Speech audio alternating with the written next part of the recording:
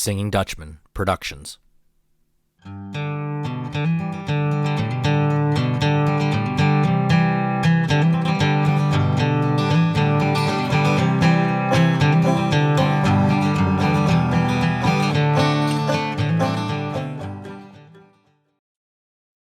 Hello and welcome to Doug's Front Porch, a podcast where I get to sit down with friends old and new and have honest conversations. Welcome to a very special episode of Doug's Front Porch. Normally it's just I and a friend up here on the porch, but this time I have to add an extra rocking chair. And for the first time in the podcast history, I have returning guests. Welcome back, Matt DeSantis and Kevin Schock. Hey, Doug. Thanks so much for having me. Kevin, can you hear me out there on the porch? Yeah, sorry. I had a blip in my internet, but I'm here now. Yes. Well, welcome back, Kevin. Thanks. So Matt, as we learned on episode 22, is a political scientist and is the mind and voice behind the podcast From the Swamp to the Swamp. And we met Kevin in episode 19. He is an ordained Lutheran pastor and currently serving at St. Mark Lutheran Church in Pleasant Gap, Pennsylvania. Growing up, I always heard that you should never talk about politics, religion, and sex in mixed company. And I never really knew why that was until I got older. And now I've started to understand this advice very well. But today we're throwing caution to the wind, and we're going to forget the sex part, but we are going to tackle politics and religion. And since I know both of you and truly value your insights and perspectives, I thought it'd be a fun conversation to have. So I want to start with this. I'm going to flip the tables on you. Matt, what role did or does religion play in your life?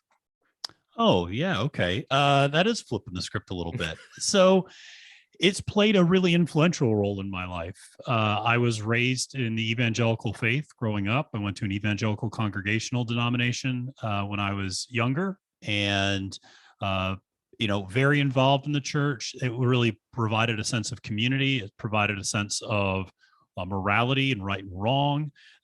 It did not necessarily inform my politics as I got older, even though it was a rather conservative denomination. It didn't kind of bleed over into the way I thought about politics. And then the other way religion has played a significant role in my life is I went to college at Furman University, which is in Greenville, South Carolina, which is in the buckle of the Bible Belt. And about 2 miles away was Bob Jones University, which is a very outspoken institution and very conservative and makes headlines for protesting professional wrestling and things like that for being the work of the devil. And I had to regularly remind people that I went to a different private school in South Carolina, not Bob Jones. But Furman was overwhelmingly Southern Baptist, and that was a very different religious tradition than I grew up in. And it was that interaction with Southern Baptists and Pentecostals and charismatics that really led me in graduate school to start studying the intersection of things, as you said, Doug, you shouldn't talk about, which was religion and politics. So that's how religion's kind of made an impact in my life. All right, Kevin, what role does politics or did politics play in your life? Yeah, I would consider myself to be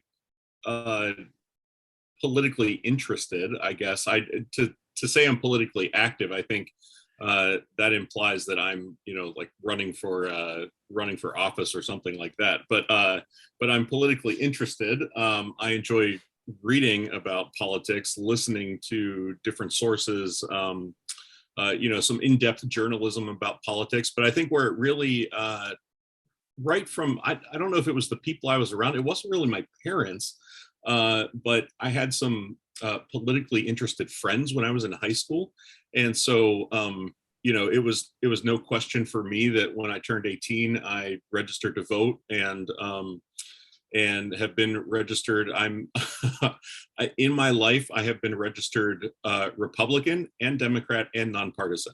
So that tells you a little bit about where, at least where my journey has been. I'm not going to tell you what I'm registered right now, but I've been all over the place. And the other time, Doug, something that you and I have in common is that we both have studied abroad. And I really became politically interested when I was reading about the United States through the lens of another nation's media. A friendly nation to the United States, but reading things that I had never really heard before, and from a perspective I had never really heard before. And so I think from that point forward, that was during my college years, that was when I really became more interested in learning about the political scene, and being maybe a little critical of the political scene in the United States, but also being active as far as voting and keeping informed. Okay, good. This is the hot button that I had to ask right away. And I'm going to ask both of you the same question, and you guys can decide who will answer it first. But what does separation of church and state mean? Kevin, go for it.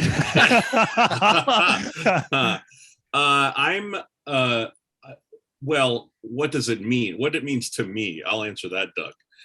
I'm very, I would say I have a strong opinion about what the separation of church and state should be. And I think that as a religious leader, I don't want the government dictating what me personally, or what my faith community, or what my denomination practices, as, I mean, within the bounds of legality. I don't want the government to be dictating what I'm allowed to say or not allowed to say from the pulpit. I also actually have the viewpoint, which I don't know if, at least the viewpoint is not strong enough in the United States to change it at this point. I don't actually enjoy being an agent of the state when it comes to marriage. I don't like the fact that I, sign a piece of paper and send it into the county courthouse. I think that legal marriage and a blessing of marriage in a faith community are two things that can and should be held separate. But because of the way things work in the United States right now, I don't make it more difficult for brides and grooms and partners and spouses who come to me. I gladly sign the paper and send it into the courthouse so they have a legal marriage. But yeah, I think I don't think the government should be involved in what I say, but I also don't think, as a religious leader, that it's my place for me to tell my people how they should vote or what they should believe when it comes to politics. So for me, it's both sides of the coin. I don't, not that I don't encourage people to become politically active, to vote or be informed, but the way that the law stands the IRS code stands in the United States, if I endorse a candidate from the pulpit, my congregation will lose its tax exempt status. And I think that is absolutely appropriate. In fact, there's a part of me that thinks that we should not be tax exempt at all.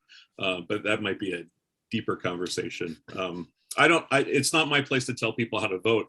And frankly, as a religious leader, although those things intersect, what people believe, their faith life, how they vote, that's their choice, and that's something that that they have a mind and they have faculties to come to that decision on their own. They don't need their pastor to tell them what to do in that regard. Kevin, I have one quick follow-up question in regards to your answer, and it's not necessarily a question, but a comment, but I guess I can turn it into a question. When you first came to the church that you're at now, and I was a member and attending there, one of the things that you did early on, which really surprised me at the time, and I don't know how the rest of the congregation felt. I'm sure that there were some people probably got angry or hurt about this, but you removed the American flag from inside the sanctuary. There was an American flag in the sanctuary, which a lot of churches in America have a flag in their sanctuary, and it was gone. And that was one of those moments for me where I sat and really thought about, in the church I grew up in, for example, there was always an American church up at the front, not in the center of the altar, of course, but up front. I mean, everybody in the congregation saw it when you looked up or looked towards the pastor. But that flag got removed, and of course, it's still not there in our sanctuary there in Pleasant Gap. You want to comment on that or your thoughts on that? Yeah, you're misremembering, Doug. Okay. I did not remove the flag. It was already out of the sanctuary when I arrived there. Okay. But you didn't put it back. No, no. I'll confess that when I was interviewing at that congregation, I thought to myself, well, that's one fight I won't have to fight. And the American flag has a prominent place in our narthex. People see it when they walk in the door. It's not a question for me. It's not a question of, as an American citizen, do I honor what veterans have done, the dead we have lost in wars, the kind of some of the values and the structure of our nation. Absolutely, I honor those things. I honor those things as an American. But in the house of God, the cross is up front. And that's because that's the place for that. And the flag may have another place in the church building, but when we are worshiping God, we are focused on the cross. We're not focused on any particular flag or any other particular thing that will guide us in one way or another as far as political thought goes. So, Matt, before you give your own personal thoughts on some of this stuff, when you were a professor of political science, how did you address the topic of separation of church and state to your students so that they understood it? I guess we'll put it that way. Yeah. I mean, a lot of times it's about going back in history in a lot of cases and explaining the origins of why we found this to be so significant, and the idea of religious freedom, of the government not dictating how people worship, but also not establishing a theocracy as well. On the other hand, this idea of the government mandating a certain type of religious belief, and that the government is simply an extension of religious beliefs and morality, etc. And so it's a lot of exposing students to different Enlightenment thinkers. It's talking to them about the founding documents, and not just the Declaration or the Constitution, but a lot of the essays that were written in the Federalist Papers, even the Anti-Federalist Papers that talked about the importance of separation, and going through and understanding that, the First Amendment obviously protects the freedom of religion and the ability for you to practice what you want. But at the same time, the government should not also be an arm of a particular religious persuasion. In the United States, we have had our country is overwhelmingly Christian. And this is the distinction that I would always make. I would say we are not a Christian nation. And sometimes people bristle at that notion. I say we are a nation that happens to be overwhelmingly Christian.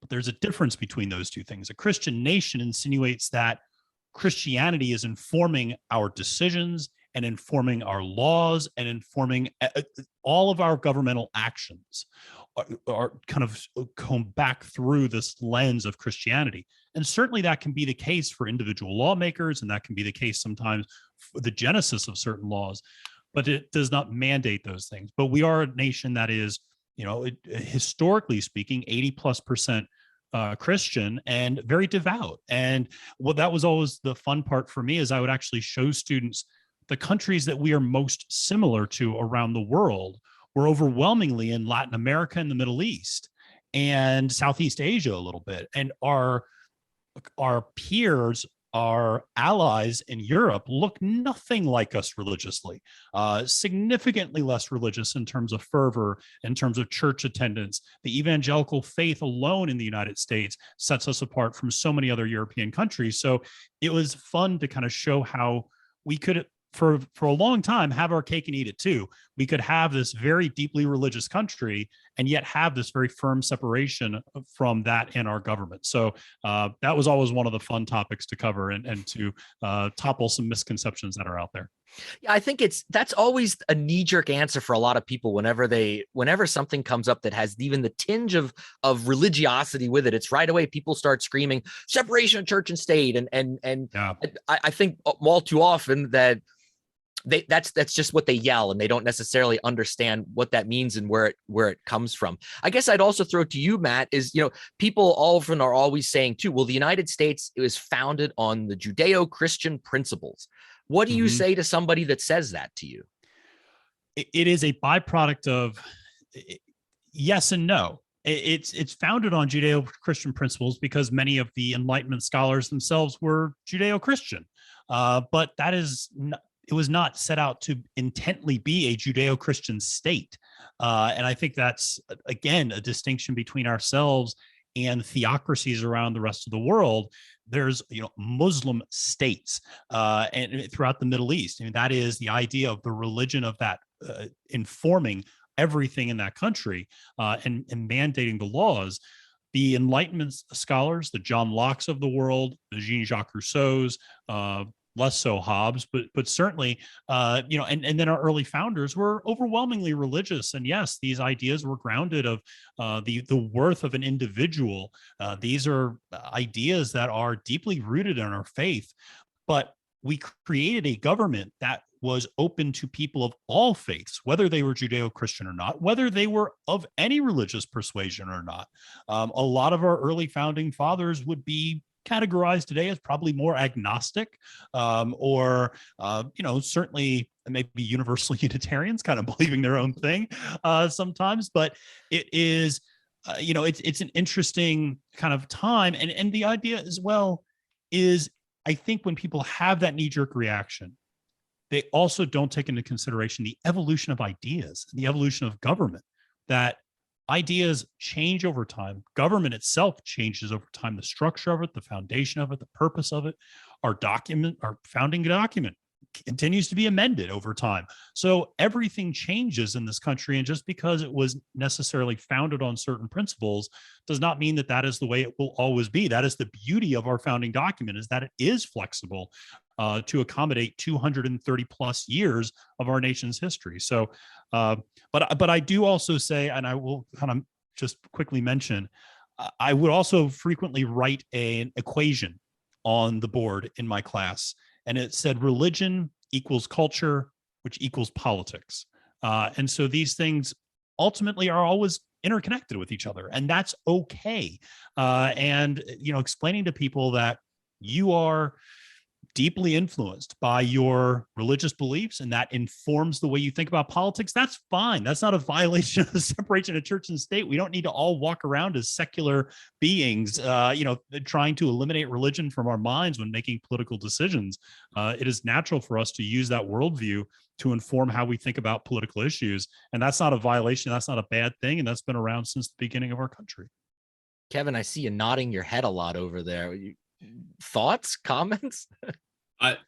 Matthew and I are on the same page about a lot of things, which won't make for a very, a very like divisive conversation, or Kevin, I can channel up my Southern Baptists, and I can, well, okay, I can do that if I need to. Yeah, I mean, just some of the things that resonated with me as Matthew was speaking. One, just what you said at the end there, Matthew, that that religion, culture, politics are all intertwined, and I can absolutely say that that my political opinions, my political decisions are completely rooted in my faith, but that doesn't mean that I have a right then to, as a religious leader, impart those opinions and those beliefs on the people that I serve, the other people in my community. We can have discussion about it, but I don't have a right to say this is what you have to believe. So that was just one thing, but there were lots of things that Matthew was saying that I thought, Well, it's interesting because when I was in college, I studied under a professor, Jim Guth, at Furman University, and he's a really great scholar on religion and politics. And he used to do a survey of Southern Baptist clergy, and this just shows how much things have changed in the last 25 years. This was the late 90s, early 2000s.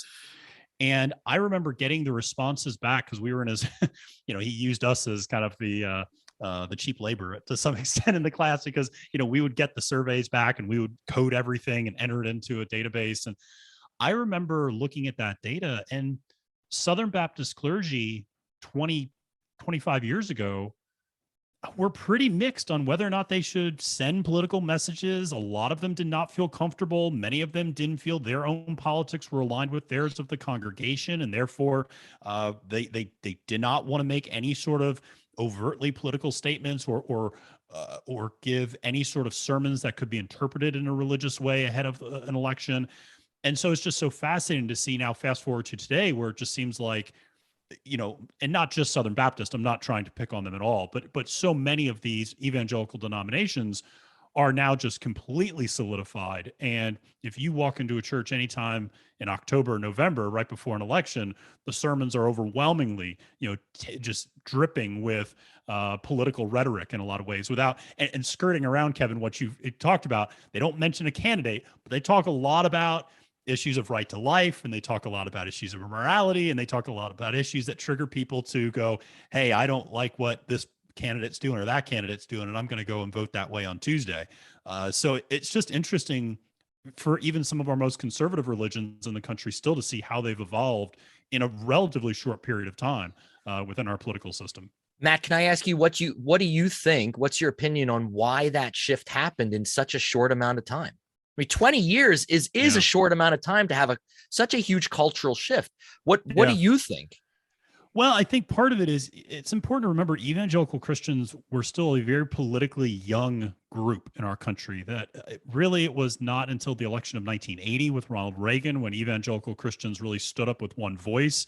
They kind of all accidentally voted for Jimmy Carter in 1976, not realizing that Jimmy Carter, while one of them was maybe the most liberal Southern Baptist they could have possibly found, and so it wasn't, like I said, until 80 that they really started to establish themselves. But even then, they were still very politically naive. A lot of times, Republican leaders could kind of keep them at arm's length and kind of give them a lot of rhetoric and not a lot of action. I mean, someone like Sandra Day O'Connor, when she was appointed and nominated to the Supreme Court, was supposed to be this, great pro-life Supreme Court justice who was going to help overturn Roe versus Wade, and she ended up being a pro-choice justice who ended up, upholding Roe versus Wade. And so it was. I think what you see, though, is this evolution of Southern Baptists, that they became more politically conscious. I think the power of politics started to seep into the congregations, and suddenly it was important to not only have these beliefs, but to have others, to have those beliefs manifested in law and in government. And the way to do that was to take over, in many ways, one political party, in this case, the Republican Party. And so you saw Southern Baptists and other conservative congregations becoming just so much more unified and so much more politically active at the grassroots level. And so it was, like I said, just a really fascinating evolution.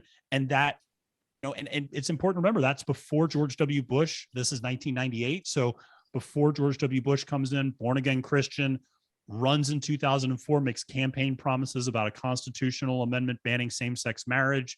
I mean, so there was a lot to gin up that base, and I think that's just happened. And Donald Trump and other Republican candidates have only increased that fervor among Southern Baptists, and I think that's why you've seen that consolidation in those congregations. Kevin, what do you think when you hear this stuff and you see some of these things being said and done in the name of Jesus, in the name of God? These are, we're doing this because this is what God would want. And here you are, trying to spread the gospel. I mean, that's your mission, right? You've been sent out to preach the word. And you're talking about the same Jesus, but a somewhat different Jesus at the same time. How do you square that in your, I mean, I know how you probably do personally, but if you come into contact with other devout Christians that would call you out for not being the right kind of Christian because maybe you don't support all the same viewpoints or perspectives that they have. That's a pretty big question, Doug.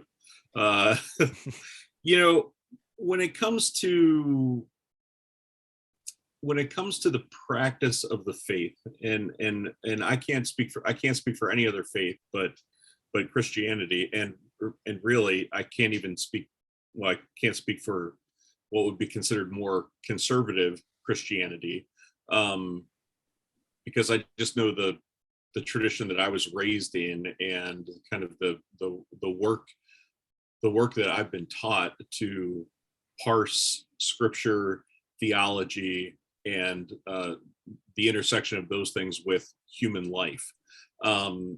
So I guess what I can say, when I do come across someone who accuses me of not being Christian or not being the right kind of Christian, I stand there and take it. That's my response. And it's been my experience that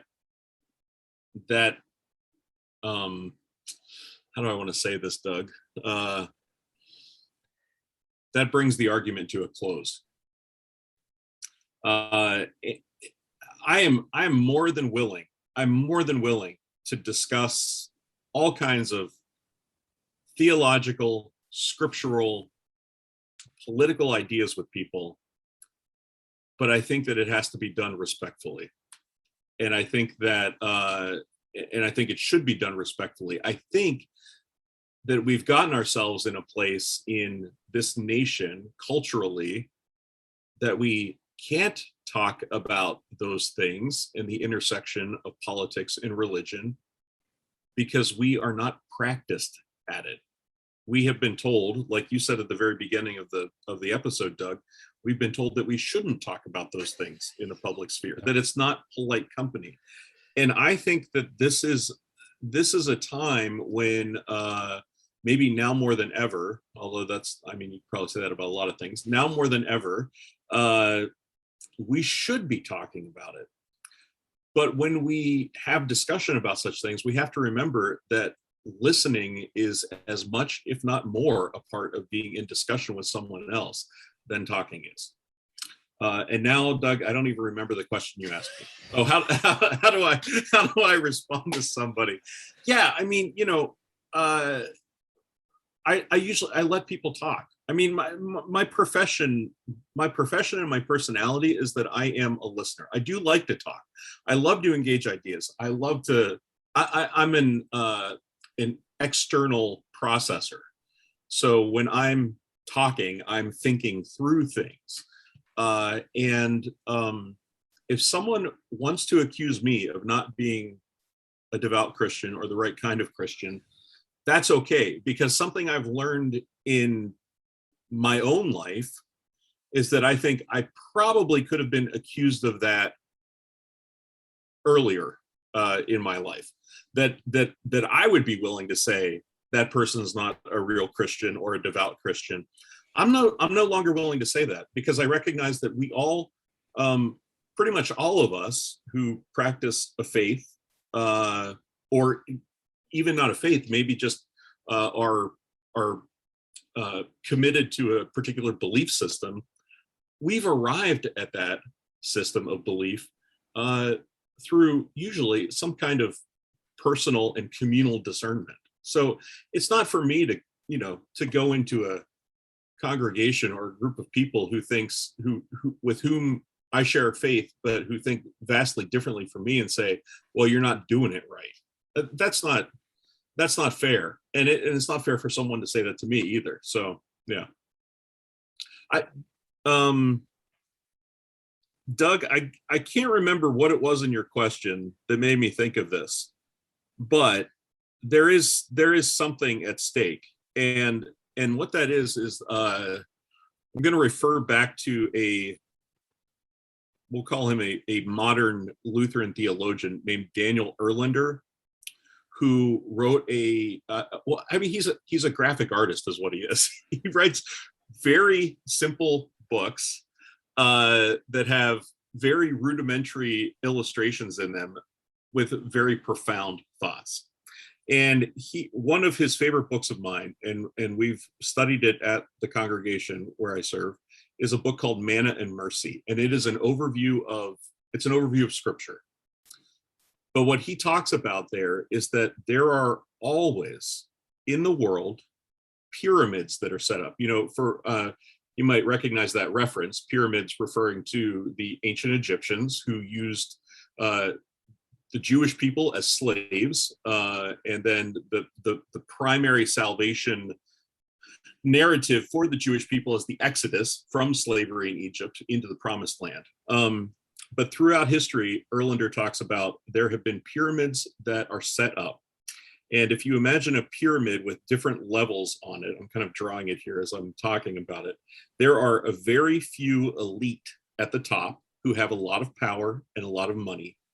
There are people underneath them who have enough power and money to support what the elite are doing. And then at the bottom of the pyramid are the ones who generally are oppressed. Perhaps they don't have, everything that they need to live and thrive. They don't, they don't quite have the economic or the social freedom of the people higher up on the pyramid. But one thing that Erlander says in that book is that the pyramid is a natural extension of the human sinful condition, that we always want to rank people, who's high, who's low. And the structures, the social structures, the cultural structures that support the pyramid system are the police or the military and the religious leaders, which sounds a little bit counterintuitive, but I think that's part of the reason why we hear politically active religious leaders in this nation kind of, as Matthew said, without saying it explicitly, supporting one way of thought or another. Because sometimes the powers that be in the political realm and the religious realm come together so that the social structure as it stands is not disturbed. I have no idea. You said something in your question that made me think of that, and I have no idea why. So maybe we'll get back to it, but I don't know. No, I love that, Kevin, because that, to me, that reminds me in many ways of why I think religion in America is so unique, because it is, unlike so many other countries, so much more egalitarian. And particularly at the founding in early America, where there was not, that pyramid was pretty flat. I mean, it was, you had a couple of leaders certainly, but and lay people, but and elders and things like that. But I mean, it was really a very egalitarian, very very different model than what you saw in the old world of Europe, which was extremely hierarchical, and very oppressive in a lot of different ways. And in the United States, you had this network of religions that were communal and that were not necessarily linked together in some one grand faith. And I mean, this was something, one of my favorite early American, he's not American, he's French, but one of my favorite early philosophers is Alexis de Tocqueville, who writes in Democracy in America and comes over and basically goes, oh my God, this country is amazing compared to what I'm dealing with over in France. And it probably could still write that today. That's a whole nother, that's my own little 2 cents about France. But, it was an amazing thing for him to come over and see how that egalitarian nature of religion in America totally changed our political identity, totally changed how we interacted with each other between different groups and different classes, that religion bonded people together. It didn't break people apart. And I mean, he just goes on and on about that. And one of my favorite lines is, America is great because America is good. If America stops being good, it stops being great. And I think that's something I always come back to, because especially with the recent presidential campaigns of making America great again, I always would say the question is, are we still good? Because if we're still good, then we're still great, and we don't need to worry about becoming great again. That really, that's an interesting. I'll have to take a look at those books, because that was a really interesting thought that you brought up. If I could just comment one thing, I'm going to push back a little, Matthew. You're the political expert here. And I agree that in some sense, it was much more egalitarian. Yeah. But let's also not forget that there was a large group of people who were here not by their own will. Yes. And they were quote unquote building the pyramids. Yes, absolutely. Yeah. Absolutely. And I guess the reason that just came to mind is because thinking again of how the military and the religious leaders support that structure. Yeah. Doug and I were just talking the other night on the back porch, not the front porch, about a little bit about the history of policing in the United States. Yes. And how it was the night patrols, so there you have one example. And the other thing that I just think is so shameful for American Protestantism is that we gave enslaved people the Christian religion, but we redacted it so that they would not know about liberation. Mm-hmm.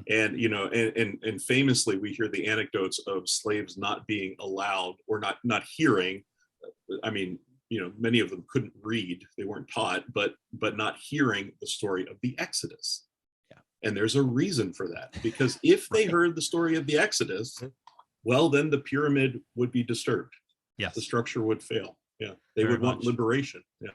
Yeah. So, and it's interesting too, because even Tocqueville even brings this up when he talks about how when he crosses over, I believe it's the Ohio River, from Ohio into Kentucky, how everything just instantly changes. And just the entrepreneurial spirit and the sense of community, and just because he didn't spend a ton of time in the South, but he did, and it was mostly the North. And so that's why I always have to preface the book by saying that's more of a reflection of the Northern kind of experience at that time. But he did make note of just how vastly different we were in two Americas, and how, you're absolutely right about, obviously everything you just said is 100% accurate, but it's also interesting to see how the church was used in the North to try to get behind the abolition movement in some cases. And so, it can be used for dual purposes, and it's just, it's fascinating to see how that can be manifested in over time. Mm-hmm. There's those two different Jesuses again at play, right? Yeah, exactly. I'm glad Matthew said that. That's a perfect example of how two groups of people who are faithful in what they are doing can arrive at completely different conclusions about where their faith leads them. Yeah. And I think we have to be honest that following Jesus is not the only driver when we come to conclusions about in that period in American history and in contemporary American culture too. Absolutely. Matt, how has social media changed politics? Oh, geez, Doug. I'm trying to keep this PG, but I mean, it's, we could be here all night answering that question. What it's done is actually the opposite of what Tocqueville talked about. It has broken us into factions, which is what our founders were most worried about. You go back, you read Federalist Paper 10 and 51, they're worried about factions. They're worried about, and sometimes people interpret that as political parties. Parties didn't really exist at that time, but it, ultimately that's what they kind of were manifested in. But that's not really what they were talking about. They were talking about what we see today at these factions, these echo chambers. And that's what social media has done, is it's created us to live in our own little corner of the internet, in which everyone agrees with us, in which we are patted on the back for all of our stances that we make amongst our group of friends. And if someone dares challenge us, they can be blocked, they can be removed, they can be unfriended. And it's so, and now there is a multitude of media outlets where you can get your media from whatever agrees with you, whatever wants to validate your point of view. That is what you're going to get your news from. And if you're liberal, you're going to get it from liberal sources. And if you're conservative, you'll get it from those sources. And if you're in the middle, you probably don't know what to do. But it is a challenge. And and the problem is that it's so intoxicating for people to be told that they're right, and to feel like they have a good beat on things. And it is so difficult to break them out of that. And the problem that we face is that we are indoctrinating whole new generations into that mindset from a very young age now, where kids are on social media and in their own little worlds.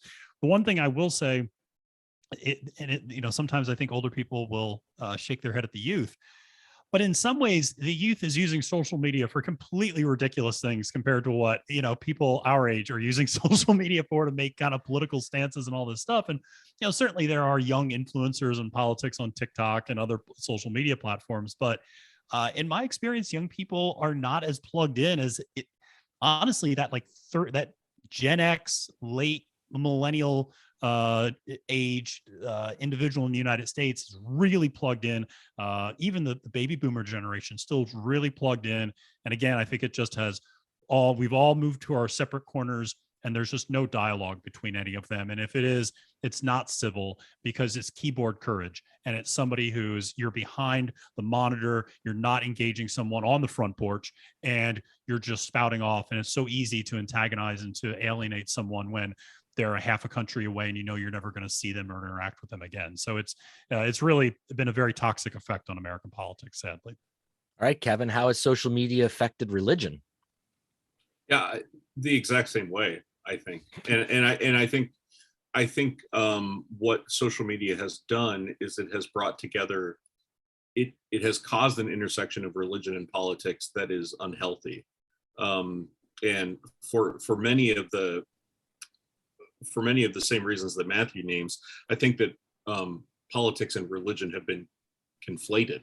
That if you are a Christian, you are right to life. You are, why am I failing to think of all these hot button issues?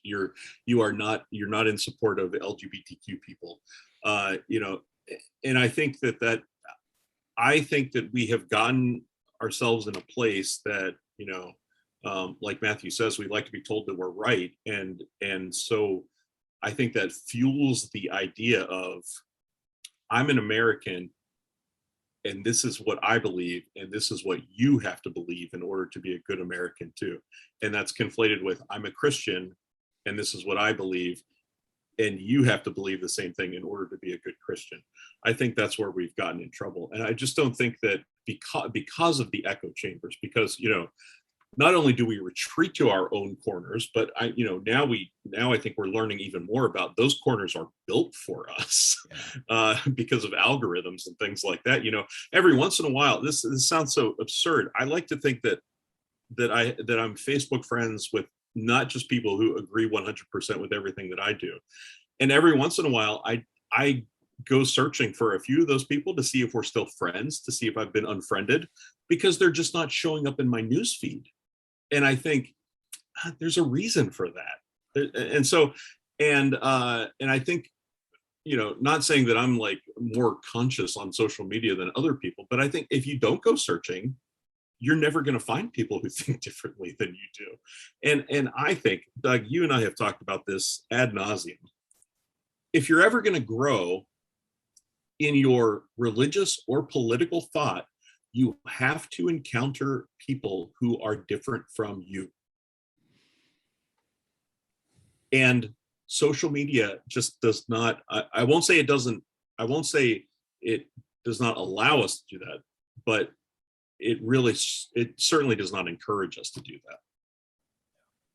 Yeah. And that's a great point. And I think it's, in some ways, the hope of social media was that it would do that, right? That it would unite people from different backgrounds and different ideas and faith traditions and political beliefs, et cetera, and that we could have an online community. And when you said that, I couldn't help but, think back to, because Doug and I, before the podcast started, were chatting about Enlightenment philosophers. And I couldn't help but think back to someone like Thomas Hobbes, who had a pretty low opinion of human nature. And I can't help but think that maybe we're validating Hobbes in a lot of ways, that we are these, Hobbes basically believed everyone should just that countries should be completely homogenous. And the idea of, having multiple groups of different faith traditions or races or ethnicities in one country is just unfathomable in his mind. It's just set up for failure. And in many ways, we are kind of proving Hobbes to be right to some extent, that human nature is very territorial and very factious. And when you establish something like social media from the onset and give people a blank slate, I agree with you now that we are very much so those corners are being drawn for us and created for us. But even before the algorithms kicked in, you still saw this retreating into, these online message boards going back to like AOL and Prodigy Oh and yeah. things like that. So it's so fascinating to see how kind of the nature of humanity is exposed with social media in a lot of ways. Yeah.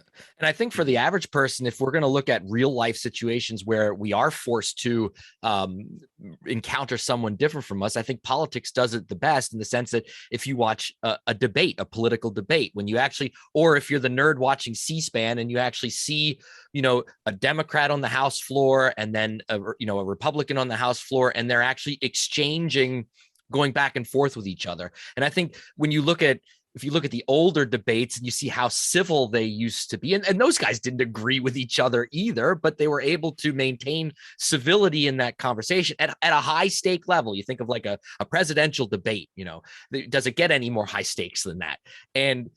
But now, my goodness, if you watch any political advertisement, or if you get the chance and you actually watch a debate when two candidates are going against each other, the civility is almost completely out the window from my perspective. I mean, Matt, you're watching that stuff more than probably Kevin and I combined.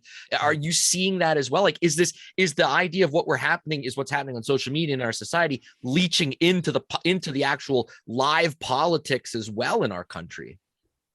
It is in some ways. And I think you're right that the debates today it's not that they're uncivil all the time. I mean, I think they can be, but they're really just propaganda. It's not an engagement. You're not engaging in a discussion. This is not, no, this is not like what we learned in high school debate. This is, I'm trying to win an argument, or I'm trying to convince someone of someone else. It's not even that anymore. It's just, I'm going to talk about my issues that I care about, and I'm going to stick to my talking points. And you might not as well even have the other person on the stage, because it's just a campaign speech at the end of the day. And the moderators do just an awful job at pinning people down, for a variety of reasons. And that goes into a rather incestuous, relationship between the press and the politicians. But, I think it is, and when you mentioned about C-SPAN, Doug, what I had to chuckle was, you're right that we have seen at times, these great congressional debates. But what is so much more common, and what you don't see on C-SPAN, is that you'll watch some Republican get up and give a speech, and then you'll see a Democrat get up and give a speech, and you get the sense that there's a back and forth. When you're actually at the chamber, these speeches are given to almost nobody. that the chamber is virtually empty.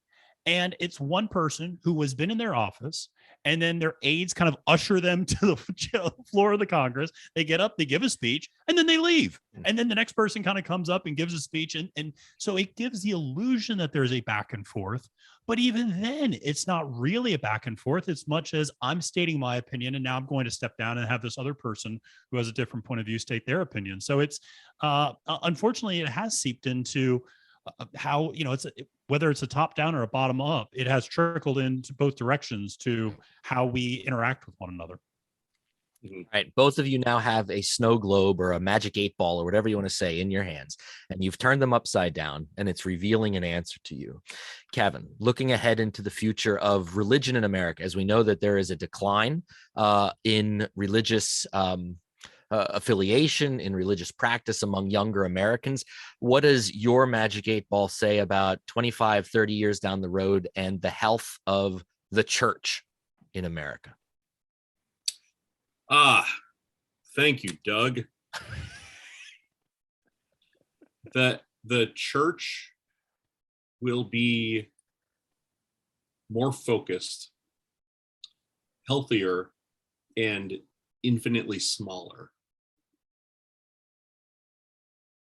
I think there are, for probably 10 to 15 years, there have been, there are groups of thought particularly in what some might call progressive Christianity, that let me say that, no, not just progressive Christianity, mainline Protestant Christianity, which for many years, for our grandparents, for baby boomers, that was that was an institution in America, mainline Protestantism.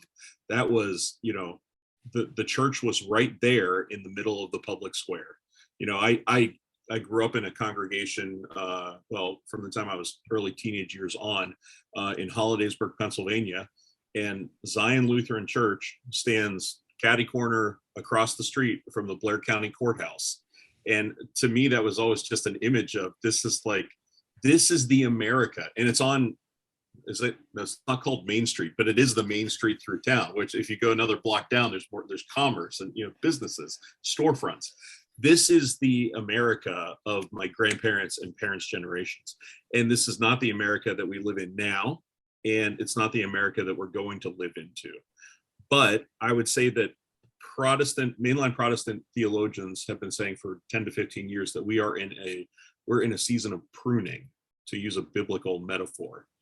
And again, it's hard to square that metaphor of pruning with with not saying I'm doing Christianity right and you're not. But I think what happens with the pruning is that the people who go to church, there's no longer any kind of social shame if you don't go to church. And so the people who go to church, and when I say go to church, that's jargon. The people who are involved in a faith community are people who really want to be there. And I think for the most part, there are probably people in their 70s, 80s, 90s who attend worship every week because that's what they've done for the last 70, 80, 90 years.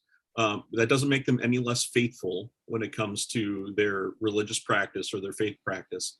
But for people who are, in their 40s, 30s, 20s, if they're in mainline Protestant congregations right now, it's because that is a value that's important to them. Being involved in some kind of faith practice and raising their children in some kind of faith practice is vitally important to them. And so, as a religious leader, it gives me a little bit of, there's stress there, there's worry. I went into seminary thinking, hey, job security, right? Oh, no way. No way. No, I've been disabused of that for a long, long time. Because I'm not even sure, Doug, you say 25, 30 years down the road, I'm not even sure that I will retire from the denomination I'm currently serving in. It may not exist anymore. I don't know. But if it doesn't, my faith tells me that the Church of Christ will still exist in some form, whatever it is. And there will be a place for me as a religious leader, perhaps, maybe not, but as a person of faith, as a baptized person, absolutely. And there will always be faith communities. I mean, look at Scripture. There have been times when the nation, as Matthew pointed out earlier, 80% or higher, all on the same page when it comes to faith. And there have been times in Scripture when there were literally one or two people left in the nation who were still the faithful people, the remnant. And God has always worked in the ebbs and flows of that to maintain the community, the holy community. So I think we will be, what did I say at the beginning of that answer? We'll be smaller, we'll be healthier, we'll be more focused. All right, Matt, shake your ball, your magic 8 ball. And yeah, right. Politics in America, where will we be 25 years from now? Will we still be gridlocked like we are? Or do you have, what's your thoughts? Yeah, it's interesting because I think that the answer that Kevin gave directly impacts, I think, the answer that I'll probably end up giving, which is I think that things will get worse before they get better. But I think in 25, 30 years, I actually do have a hope that we end up in a somewhat of a better place. And I think part of that is when you look at even the intersection of religion and politics, and when you look at public opinion of different religious denominations, you can see significant generational turnover. that younger, not just mainline Protestants, younger evangelicals have vastly different political opinions than their parents and their grandparents. So the political battle lines that we have drawn and that the baby boomers and even to some extent Gen X have drawn are not going to be there in 25 or 30 years. Now, there are going to be new battle lines. I'm sure of that. Okay. But 25 and 30 years from now, demographically, we're going to look like a very different country. We've spent this, conversation talking about religion, and understandably so, but racially, ethnically, we are going to be a different country, and that does have an influence on the type of religion. Are we going to see an increased rise in Catholicism? I think that was at one time a thought, but the reality is that a lot of incoming Latinos are actually converting to the Protestant faith in a lot of cases, or there has been a lot of outreach to those countries, and they come in as Protestants to the United States. And so it is not this kind of old school mentality of Irish, Italians, and Hispanics all being Catholic and everybody else is Protestant. This idea. And as a Protestant Italian, I'm a walking contradiction. And so it is, I think that's going to have an impact. But I think that unfortunately our politics, as I mentioned, it's going to have to get worse before it gets better. I think that there will probably sadly have to be some sort of an event, and I don't want to speculate as to what it will be or anything like that, but there's going to have to be a kind of a crisis point, and that will force us to reflect and force us to step back from the ledge and force us to engage with one another in a different way, because we cannot continue down the road that we are on for 25 or 30 years. That's just simply not sustainable. So a reversal of that course has to happen. And to Kevin's point, we have had fractious politics. We have seen fights on the floor of our Congress. We have picked up arms against each other as a country. We have been through the absolute worst of times, and we have been through the best of times together. What has endured, and it has not endured nearly as well as Scripture, it has not endured nearly as well as the faith, but what has endured is our country and our Constitution. And I do have some faith, not to be, no pun intended, I do have some faith in that. And I think that we will emerge in 25 or 30 years as a slightly more moderated country. I think our politics will be more diverse, but not as bipolar as it is right now. I think you will see a more even continuum of political beliefs, and that will blend and bleed over into our political parties, which will have to be more diverse and less homogenous than they are right now. So that is maybe that's a little bit of me also keeping my fingers crossed and kind of hoping. But like I said, I just sustainably, we can't keep this up for 25 or 30 years. So logically speaking, there has to be a course correction. And I think that the underlying changes that we're seeing in our country are going to lead to that. Well, gentlemen, at the end of every episode, I usually do 10 quick questions. But since both of you have already answered those, I chose some new ones to ask both of you. You're not going to get 10, but you're each going to get 3. Are you ready? I can't wait to hear some of these answers. Matt, you're going first. All right. Favorite president and why?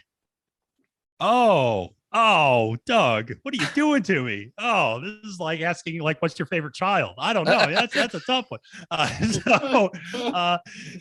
No, favorite president and why? I will say, because I have a portrait of him in my office. I'll say John Adams, because I think he had his flaws, certainly, but he was someone who stood up for what he believed in, and he kept the country out of a war at a time where he knew it was politically unpopular, and he ultimately cost himself re-election because he was doing the right thing, and history will prove that it was the right thing. And so I always loved Adams a great deal. Kevin, favorite person in the Bible and why? But it can't be Jesus, somebody else. In the Bible? Oh man, I thought you were going to give me like a little more leeway, like in the great company of saints or something like that. Okay. Yeah, no, absolutely. That's great, because you might throw a name out there that people won't know who it is, and then you can explain why they're so important. Fair enough. Okay. No, I have an answer. I actually have an answer for both of those, and I'll keep it short. Peter messes up all the time. He really struggles with kind of grasping onto Jesus's vision, the vision that Jesus is giving him. And yet we see these bit by bit, these little flashes of, oh man, I'm okay, that makes sense to me now. And I think my favorite part of Peter in scripture is when he goes and visits the Gentiles in Cornelius's household, and he says, now I truly understand that God shows no partiality. But then he goes on to talk about, well, maybe there's some partiality in these things. It's just this great evolution of, I feel like I relate to Peter just because I've experienced the grace of God in messing up and then having some kind of learning out of it and a way forward. So that's Peter. In the Company of Saints, Oscar Romero is a wonderful example of a priest who was totally in it to serve the institution of the church, saw the plight of his people, decided it was time to serve them, and lost his life violently as a result of that. And I think that he serves as an example to me, just as a reminder that I'm not in the work that I'm in to serve the institution. I'm in the work that I'm in to serve the people.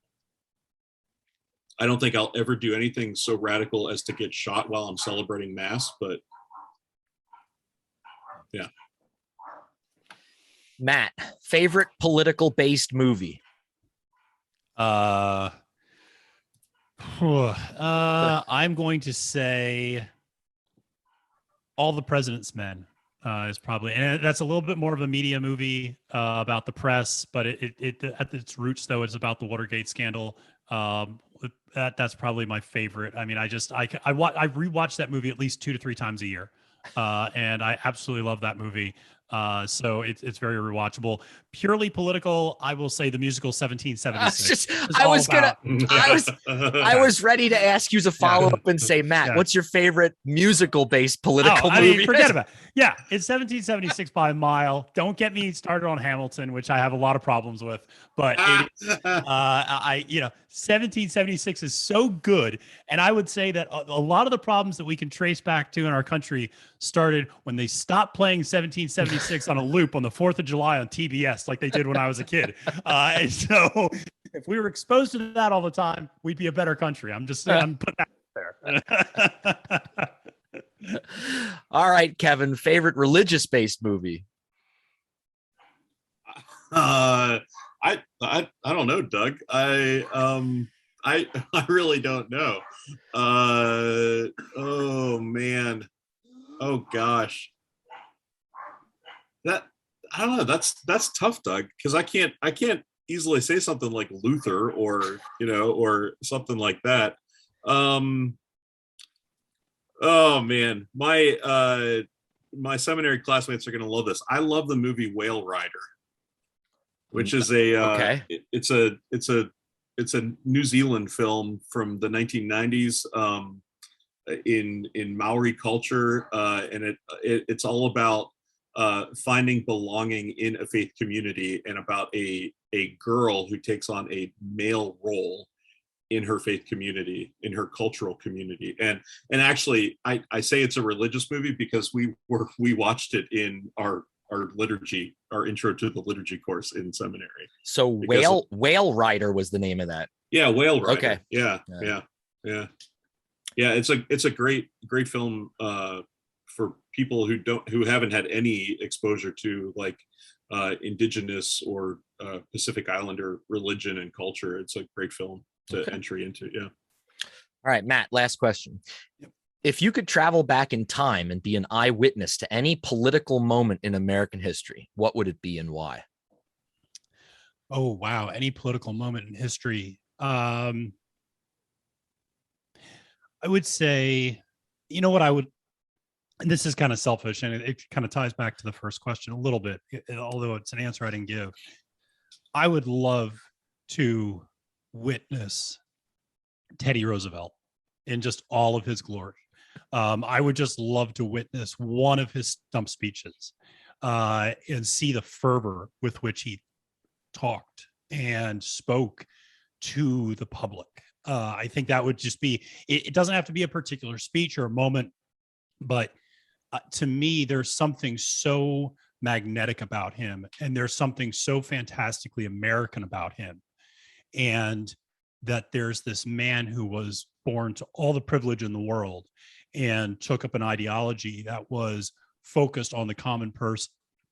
And yet he did not live like a common person. And he acknowledged that regularly, that he was this Harvard educated kind of multimillionaire many times over. And people still loved him and were drawn to him. And I would have loved to see in one of his whistle stop speeches and just the force and vigor with which he spoke, because he's somebody that I just admire so much. And it's a small moment, but I think that would be what I'd like to go back and see.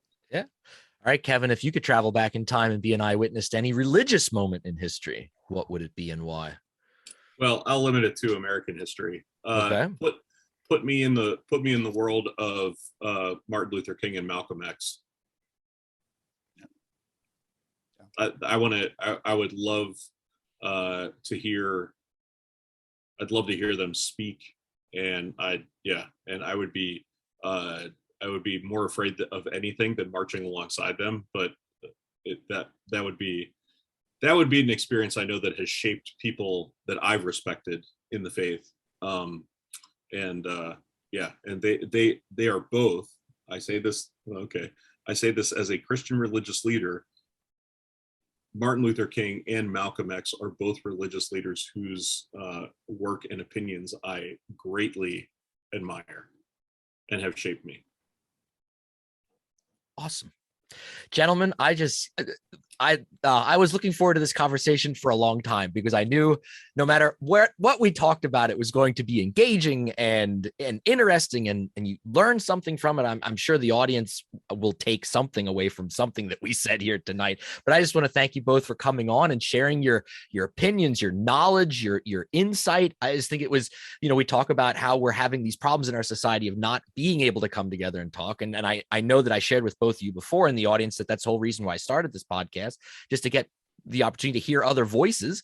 And I think this was, we were civil tonight, of course, and maybe we should have talked about sex. Maybe that would have brought a little bit of something else to the conversation.